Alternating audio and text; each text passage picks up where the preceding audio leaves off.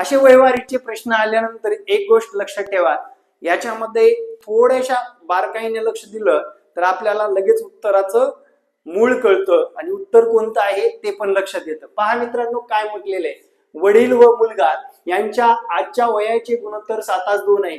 5 वर्षापूर्वी त्यांच्या वयाचे गुणोत्तर काय होते, 6:1 होते. बघा लक्षात घ्या, 7x 2x 5 वर्षापूर्वीची कंडिशन म्हणून -5 6:1 होते. x ची किंमत मिळून जाईल, उत्तर येऊन जाईल. 7x - 5 बरोबर 6 6 दुनी 12x वजा 6 पंचे 30.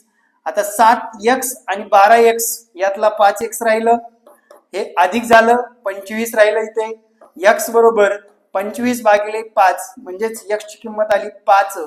विद्यार्थी मित्रांनो, 7 5 35 आणि दुसरं जर म्हटलं 5 दुनी 10 35 10 आजचे वय येईल.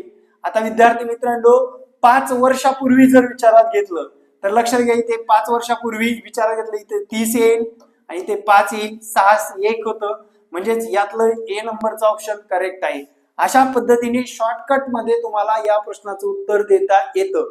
प्रश्न आवडला असेल तर फॉलो करायला विसरू नका. जय महाराष्ट्र, धन्यवाद.